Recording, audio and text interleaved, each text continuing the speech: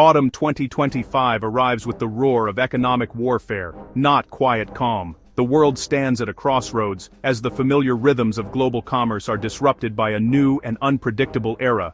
The air is thick with uncertainty, and every headline seems to signal another escalation. The world's attention is fixed on a fierce trade dispute. Three economic giants, the US, China, and Canada, locked in a spiraling cycle of tariffs and retaliation.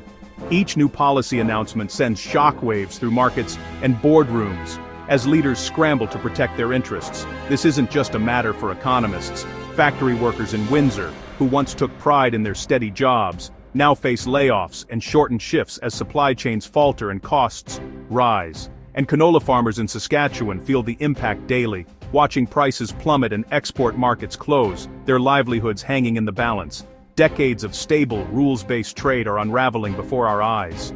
The agreements and institutions that once promised predictability and growth now seem fragile, unable to contain the rising tide of nationalism and economic rivalry.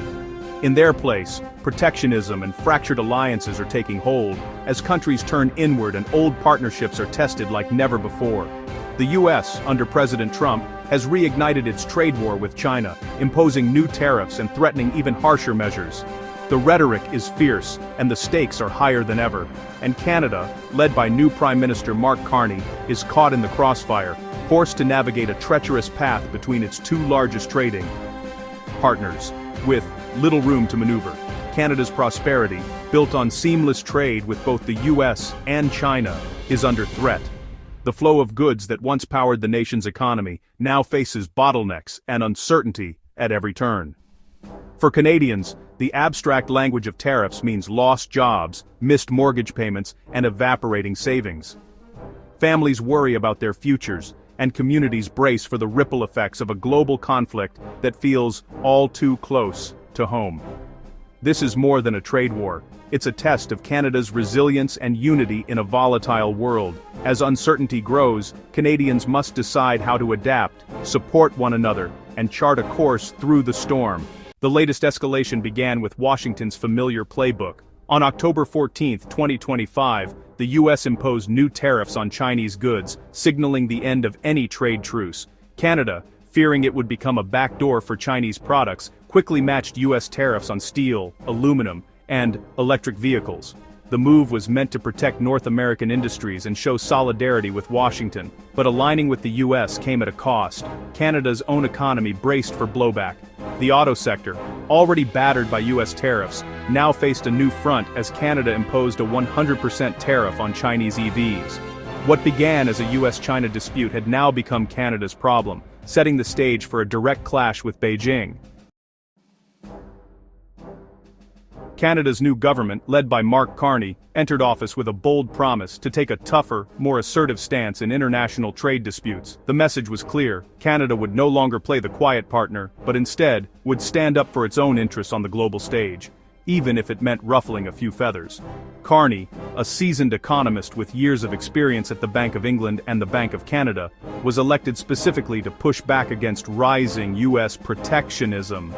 His mandate was to defend Canadian industries, jobs, and values, even as the global economic climate grew more uncertain. The Trump administration's steep tariffs on Canadian goods, especially steel and aluminum, forced Carney into a delicate balancing act. He offered minor concessions to keep negotiations alive, but refused to back down on key retaliatory tariffs, signaling that Canada would not be pushed around by its largest trading partner. Canada maintained 25% tariffs on US cars, steel, and aluminum, sending a strong message to Washington and the world: it wouldn't be bullied into submission. These measures were designed not just as economic tools, but as symbols of national resolve. But this elbows-up strategy came at a steep price. Ontario's auto sector, a backbone of the Canadian economy, lost 38,000 jobs in just 3 months. Families and communities across the province felt the impact. As factories closed and uncertainty grew, the relationship between Carney and Trump was often tense, marked by sharp disagreements and tough negotiations, yet both leaders understood the stakes and managed to keep dialogue open, each jockeying for advantage while trying to avoid a full-blown trade war. Carney's challenge was immense. he had to stand up to relentless US pressure, find common ground on strategic issues like China, and protect Canada's economic interests at home and abroad. Every decision carried risks, and the margin for error was razor thin. It's a high-stakes gamble, with the nation's prosperity and reputation hanging in the balance. The world watched closely to see if Canada's elbows-up approach would pay off, or if the costs would prove too great. Every move by Carney's government was scrutinized, every concession weighed against the potential cost to Canadian jobs, industries, and the country's future. The stakes had never been higher. Canada's tariffs on Chinese EVs triggered swift retaliation from Beijing. China targeted Canadian agriculture, slapping massive tariffs on canola, pork, and seafood, devastating prairie farmers. Canola exports to China collapsed by 76% in August, leaving silos full and futures uncertain. Pork producers in Manitoba faced millions in losses, with tight margins pushed to the brink.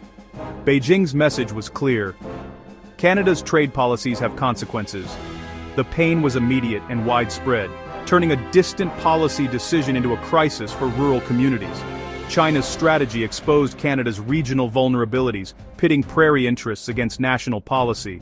The trade war was no longer abstract, it was personal, and the fallout was severe.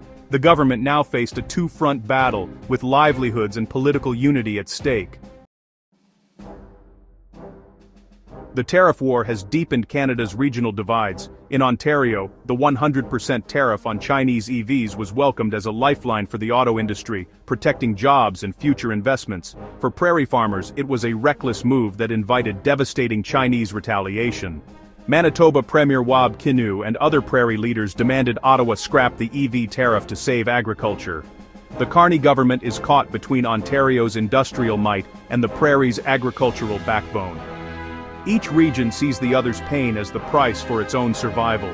The trade war has become a flashpoint for national unity, complicating any path forward. Canada's internal divisions now threaten its ability to respond decisively on the world stage. Amid the turmoil, China offers a deal-lift agricultural tariffs if Canada drops its EV tariff. The proposal puts Ottawa in a bind: accept and save prairie farmers, or refuse and protect Ontario's auto industry. China frames itself as the reasonable actor, appealing directly to prairie interests and deepening Canada's internal rift. Prairie leaders urge acceptance, seeing a lifeline for their struggling sectors. Ontario's auto industry warns that dropping the tariff would open the floodgates to Chinese imports, undermining billions in investment. The Carney government faces an impossible choice: alienate one region or devastate another. Every day of indecision fuels resentment and economic pain. The stakes are national unity, economic survival, and Canada's global standing.